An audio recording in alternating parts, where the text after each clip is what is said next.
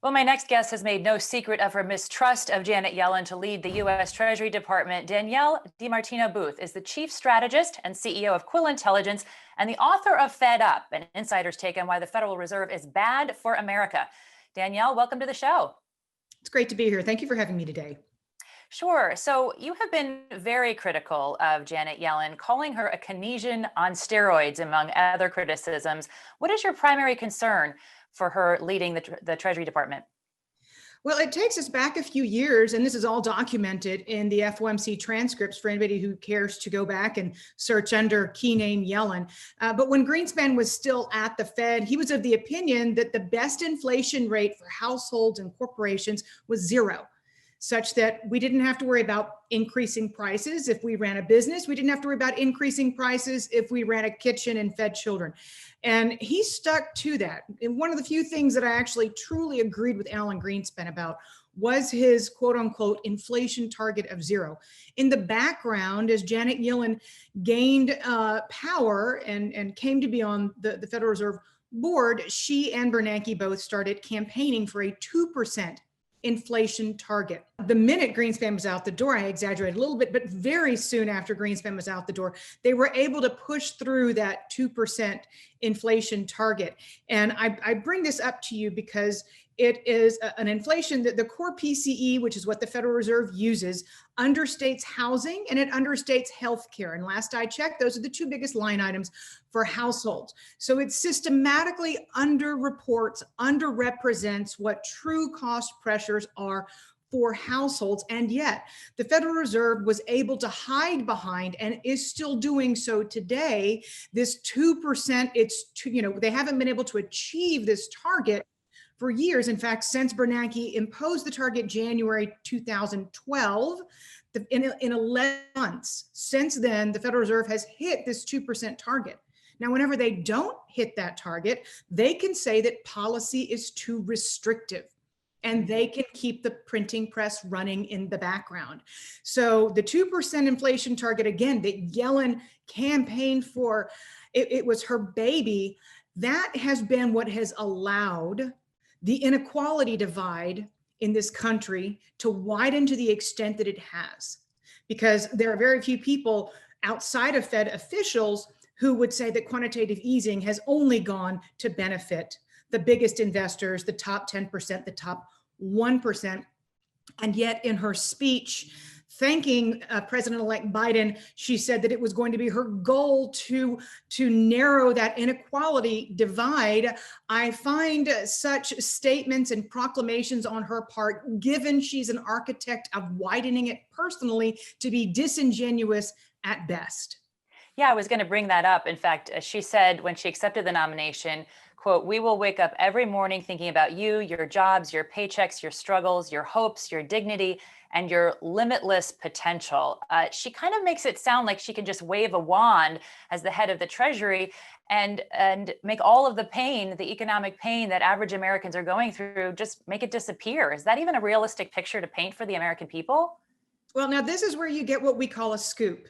So there is a way for her to wave a magic wand. And if you were to, let's say, be a labor economist who was frustrated and not able to get the aid to the people as you want it, because you have to keep interest rates for too long, at too low of rates for too long to pull that last marginal worker off the sidelines. And by then you have financial instability issues to deal with, as we saw when the black swan of the coronavirus hit.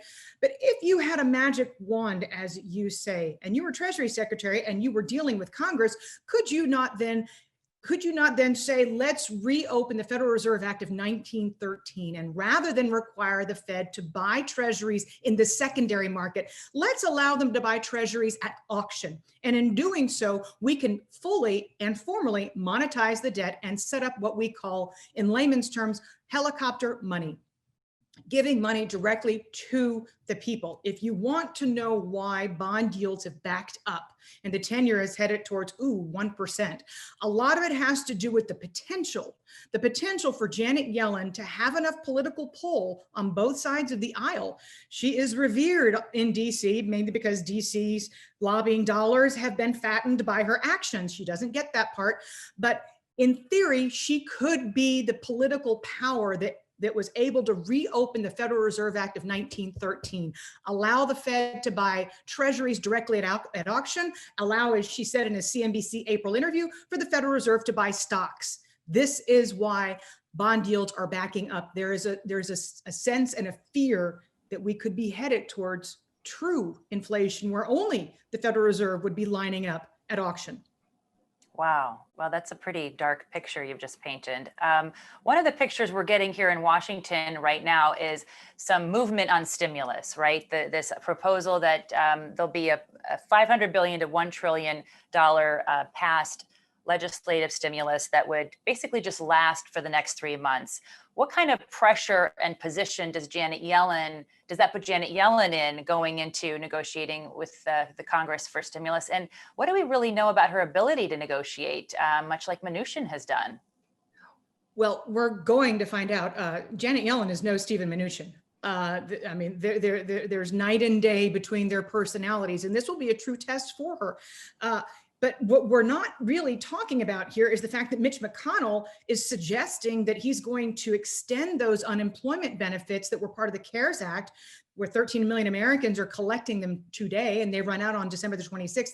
Mitch McConnell has suggested exactly 1 month of an extension for those unemployment benefits that you would get people to the end of January, such that Janet Yellen on day 1 in office, she would have to be confirmed instantaneously and then have 10 days to pass another stimulus package in order to keep those unemployment benefits going. Now, Nancy Pelosi's saying 3 months minimum. If you look at mortgage forbearance, for example, that does not expire until the end of March 2021. I would be shocked if the Democrats agree to only a 1 month extension, but Mitch McConnell is basically drawing a line in the sand saying, if you think you can legislate so well, I'll let you legislate immediately after the inauguration comes and goes. He is, of course, making a big bet on those January the 5th runoffs in Georgia. Yeah, absolutely. So this basically sets her up to come in day 1 and have to negotiate very shortly to get new stimulus. Do you think she's up for the task? Well, I can say what I want about Janet Yellen, but again, she is a known on the Hill, and that is going to be critical. She has spoken in front of Congress on many occasions, her congressional testimonies. She's comfortable in the setting, if you will. And I think that both sides, I think the GOP and the Democrats are going to be amicable. She is very much a progressive type she would lean more to the left, depending on those runoff election results in Georgia. But as long as the Senate as long as the GOP retains the Senate, I think that she'll be able to negotiate well with them, but she will not be able to pass a lot of the things that they have in mind had there been this blue sweep. Yeah, that's going to be very interesting to watch. I want to go back to something you said earlier, which is really a fascinating effect of all of this easy money. And it's something that even Jay Powell has taken the opportunity to talk about quite a bit, sort of his personal lament that the minorities and women and low-wage workers were the last to cross the finish line to have low unemployment numbers and have been the first ones to be impacted by the recent economic downturn. I think what's so puzzling to me is I wonder if you think people like Jay Powell and Janet Yellen understand that the very policy they're promoting is hurting the people they're trying to help. You're putting it in much more polite vernacular than the people on Twitter, but you're literally bringing up the question that I've been asked the most over the past 7 days is, do they understand what their policies are doing? And when you hear Jay Powell at a press conference say, we kept interest rates at the zero bound for 7 years and we didn't create a bubble of any kind. This is somebody whose background is in finance. I mean, he can recognize a bubble when he sees it. In fact, his comments in 2012 alluded to the fact that he knew that they were inflating a bubble. So you have to wonder whether it's naivete or whether they have to toe the company line.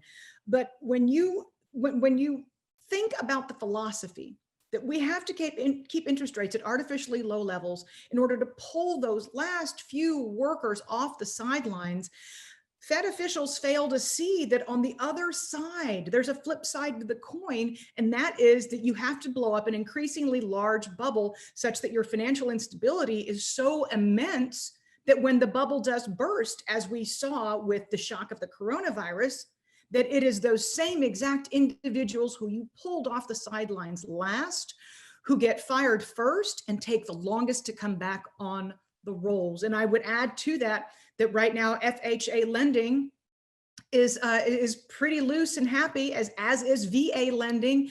And so we are seeing a replay. We're seeing a replay at all-time high home prices of bringing in the most vulnerable buyers at the highest prices who are going to be subjected to foreclosure the first. And again, we wouldn't have home prices at all-time highs if the Fed did not own a third of the mortgage-backed securities market, another bubble that has been facilitated by Fed policy that once again will hurt the minorities and the country's lowest income earners the first and the worst.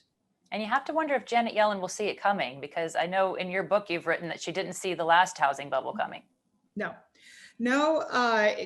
she didn't. She didn't have a good grasp of the regulatory apparatus. She does not understand how complex Wall Street is and how detailed and hard to fathom a big bank balance sheet can be. I'm not so sure that she would have been the right person for the job a little bit more than a year ago when the overnight lending market seized up. And the Fed had a big problem on its hand and had to launch not QE to try and ease some of those stresses in the repo market. This is not where she lives. It's not where she exists. And yet, because quantitative easing and unconventional monetary policy continues to push the envelope on where the Fed's tentacles reach inside of the financial system in the United States and that of the global financial system, you absolutely have to have a good grasp of those intricacies. So given that, what is your message to investors right now?